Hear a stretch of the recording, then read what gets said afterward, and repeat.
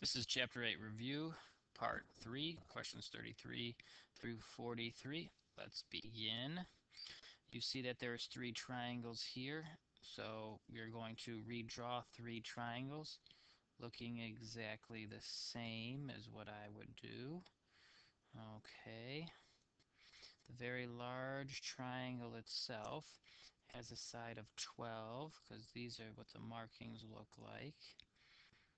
And you add them up, and this bottom is x plus y. It's always plus, you're not multiplying. The smaller one here, it's got a side of 5 and x, and then the big one down here, because those are congruent, you know that that 8 is going to match with 10. So there's the one triangle that you have, and we're going to go from there.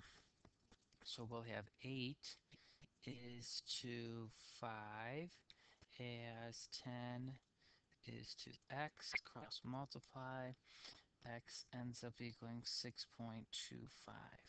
So now, instead of saying y plus x, you know that this is 6.25.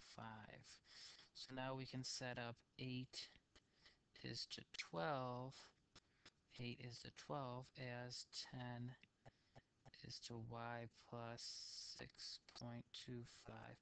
Cross multiply there and end up getting y equaling to 8.75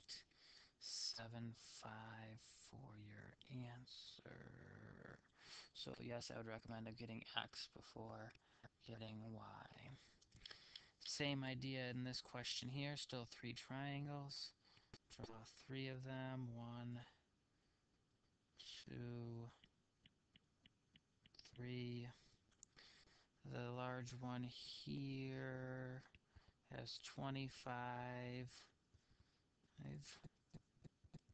for the one piece, and then 9 and 16, which makes 15. The second one in the middle is 6 here, and y, and the other one is y plus 5 and 6 plus x. I'd get y first, so from these two here being similar, 25 is to y as 15 is to 6. Y ends up equaling 10. Then you know that if I put in 10 here, this side actually becomes 15. So then I would do 25 is to 15 as 15 is to 6 plus x, and x ends up equaling 3. Number 35, um, this one is congruent here. So you are not comparing this one and this one. So you need to have 2 similar triangles. This angle right here is the one that's being reflexive. So you're comparing this one here and the very large one there. Okay, so what does that mean? If you redraw the 2 separate, like I asked you to, do a double marker, single marker, one side ends up equaling 21, and this side is x, and then the other one, the x is down here, and across from a double marker is 5. So 5 is to x as x is to 21. X squared is equal to 105. Have to unsquare the square. X equals square root of 105. It's not negative 105 because you cannot have a side length for a negative 105.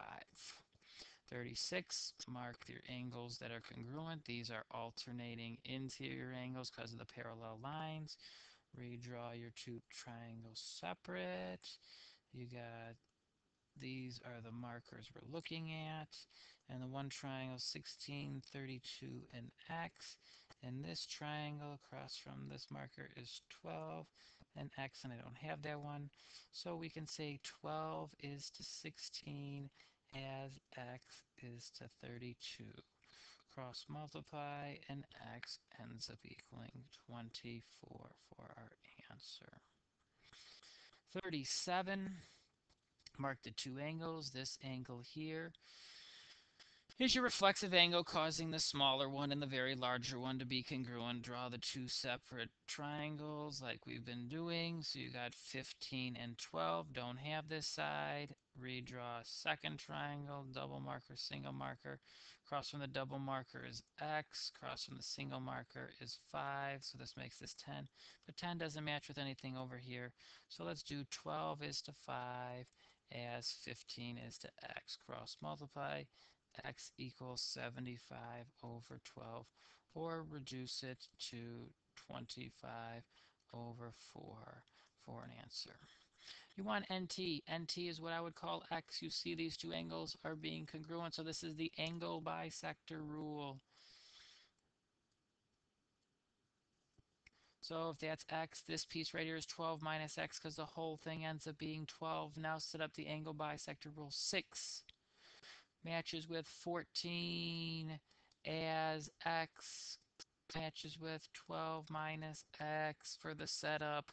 Cross multiply to get your answer. 6x, 14x is one side, and then 6 times 12 is 72 minus 6x.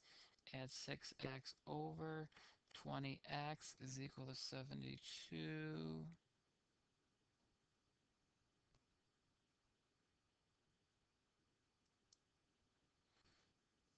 Divide by 20, and x ends up equaling 3.6 for our answer of NT. If you wanted RN, you could have figured out and said 12 minus 3.6 and got your answer of 8.4 for the other one if you needed to. 39, same rule with the bisector. Now the problem here is we're going to have to factor, and we're going to have to FOIL. You know that this piece here matches with this piece here, so 4x minus 12 over 2x minus 1. That equals this side over here, x plus 4, over this side here, x plus 1.